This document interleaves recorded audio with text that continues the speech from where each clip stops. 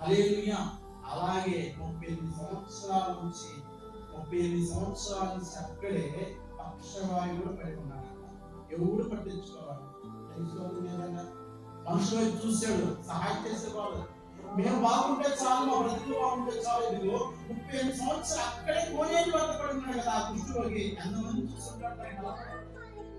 అది నాకంటే వెనకొచ్చిన వాళ్ళు దిగుతున్నారు, స్వస్థ పొందుకుంటున్నారు, వాళ్ళ జీవితాలు మార్చుకున్న, బ్రతుకులు మార్చుకుని వెళ్ళిపోతుంది. ఇలాగే 30 సంవత్సరాలు ఇక్కడే పడగానే నాకు సహాయం చేసే వాళ్ళు ఎవరు కూడా ఉన్నారా?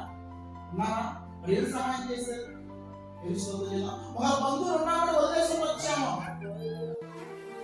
ఆ స్థితిని చూసి వదిలేసి ఉండొచ్చు, లేక అది వదిలిపెట్టుకోవచ్చు. కానీ 35 సంవత్సరాలు ఒకే రీతిగా దేవుడితో నిరీక్షణ వైపు చూస్తూనే ఉన్నాడు. యేసయ్య మన కోసం ఎప్పుడు వచ్చాడు?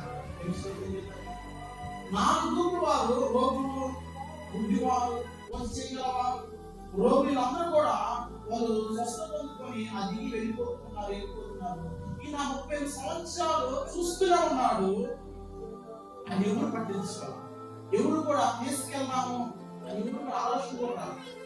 ఈ రోజున గమనించిన ఆ వ్యక్తి కోసం యేసయ్య వచ్చి ఏమన్నా ఆయన పడుతున్నటువంటి స్థితిని చూశారు. నువ్వు స్వస్థ కోరుతున్నావా అంటే, అయ్యా ఇదిగో నేను ఆ కోనేరు దిగుదాం అనుకుంటే నాకంటే ముందుగా వెళ్ళాను, నేను దిగలో దిగుతున్నాడు. నేను ఇలాగే 30 సంవత్సరాలు ఇక్కడే పడినానయ్యా. మనుషులు కూడా లేదు, సహాయం చేసేవాళ్ళు కూడా లేదు. అనుకుంటాను దేవుడు మన జీవితంలో సహాయం చేయడానికి, అద్భుతాలు చేయడానికి నిమిషం మనకు అనుకున్న కార్యం లేట్ అవుతుందంటే దేవుడు ప్రణాళిక ఉంది. 30 సంవత్సరాలు ఎప్పుడైనా ఆయన అనుకుంటాడని అనుకున్నాడు. నా జీవితం బాగుంటుంది, అలా నేను మాట్లాడగలను, అందులో నేను అనుకుని ఉంటానా, జీవించుంటానా?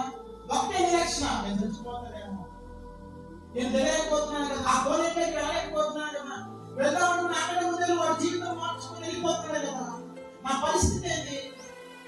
ఇక్కడే మొత్తం 30 సంవత్సరాలు వాళ్ళ నీళ్ళు ఏమి వాసన ఇష్టపడే జీవితం. ఎవరైనా దాంట్లో నీళ్ళు తినమని ఎన్నో మాటలు, ఎన్నో వింటుకొని కూడా యేసయ్య మన కోసం వచ్చాడు. వచ్చి ఆయన పుట్టాడా లేదా? స్వస్థ పొందాడా? తెలుసుకోవడం లేదా? అంతేపోయిందండి. 35 సంవత్సరాల నిరీక్షణ ఒక్క నిమిషంలో తెలుసుకోవడం లేదా? అదనుకున్నా కోనేటి వలన దేవుని సన్నిధి తెలుసుకోవడం లేదా? హల్లెలూయా. ఈ పుట్టినటువంటి కుంటివారు కూడా మనుషుల మీద ఆధారపడి ఆ వ్యక్తి కడికి వచ్చిన అడుగుకునేవారుగా ఉండేవారు. ఆ నలుగురు అయ్యా నన్ను కూడా లోపల కూర్చోబెడితే ఆయన స్వస్థపరుస్తాడు, బాగుపరిచేదేమి కదా, నేను 20 వారు మనుషుల మీద ఆధారపడకుండా ఇదిగో నన్ను తీసుకొచ్చాడు కదా, ఇదిగో నన్ను సున్నార దేవాలయం కూర్చోబెట్టి ఆయన మాటలు విని నా జీవితాన్ని మార్చుకున్నాను కదా అని అన్నాడా? అనుకున్నాడా? ఆ రోజు మాత్రం నలుగుమయ్యారు. ఆయన కూర్చోబెట్టాలి. ఆ దేవుడి సన్నిధికి వస్తూ పోతున్న వాళ్ళని విషయం అనుకుంటూ ఉండాలి. అటువంటి తరుణంలో పేతురు యొక్క కనుదృష్టి ఆ కుంటివాడి మీద వేసినట్టు.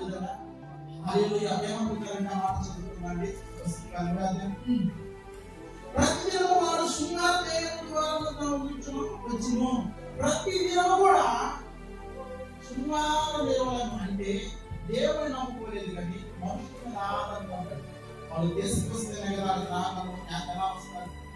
రోజు ఎత్తుకునేవాడేమో ఎవరు ఈ రోజు నాకు సహాయం చేసేది, ఎవరు బంధువులు సహాయం చేస్తారు, ఎవరి వైపు చూడాలి, దేవుని విడిచిపెడతాము, దేవుని నమ్మకాన్ని విశ్వాసం విడిచిపెడతాము, లోకం విడిచిపెడతాము. ఈ పుట్టినటువంటి పుట్టివాడు కూడా నన్ను దేవాలయానికి తీసుకెళ్తారు, ఆ వ్యక్తిగా ఎవరు కూర్చోబెడతారు అని ప్రతిదినం కూడా అక్కడికి వచ్చి వస్తూ ఆధారపడి తన జీవనాన్ని కొనసాగించారు. ఆ ఏదో దేవుడి సన్నిధిలో చూస్తే ఎంత బాగుంటారు, దేవుడితో ఆయన ఆత్మ ఉంటే ఎంత బాగుంది. కొనేటువంటి దిగేటువంటి వాళ్ళు ఎలా స్వస్థత పొందారు, దేవుడి సన్నిధికి వస్తే స్వస్థత జరగవా, కార్యం జరగవా, ఎలాగో ఈ స్థలంలో చేయబడిన ప్రతి ప్రార్థన అంట ఆయన కనుదృష్టియు ఆయన చెవులు ఆనందిస్తూ ప్రార్థన చేస్తారు. దేవుడి సన్నిధిలో ప్రార్థన చేస్తే స్వస్థత లేదా, మరణకరమైన వ్యాధి నుంచి దేవుడు స్వస్థత లేదా, నిజంగా మాట్లాడితే నేను పక్షాన్ని ఉన్నాను. ఇప్పుడు పేతురు యోహాను చూస్తే వాళ్ళ పేరు చూసారట, వాళ్ళు ఏమంటున్నారంటే వెండి బంగారం అంటే మా ఇద్దరు ఏమడిగారు, యేసు నామములో ఎన్నిసార్లు చెప్పాలి లేకపోతే నడవమన్నారు. దేశం వాళ్ళకి ఏం కలిగి ఉంది చెప్పాలా, ఏం కలిగి ఉంది? పేతురు యోహాను వారి పేరు చూసి మా కట్టచుడని వాడు వారి యొక్క ఏమైనా దొరుకుతుందని కనిపెట్టు వారి ఎందుకు లక్ష్యం ఉంచును. రోజు ఆయన చేసే పని భిక్ష బతుకున్నాడు కదా, పేతురు యోహాను కూడా నా తల్లి చూడమంటున్నాడు కదా, వీళ్ళ పేరు చూస్తున్నాడట. మనుషులు కదా ఎవరు సహాయం చేస్తారేమో, ఎవరు ఇస్తారేమో అని పేరు చూస్తుంటే వాళ్ళ తల్లి కనిపెడుచు ఉన్నాడట.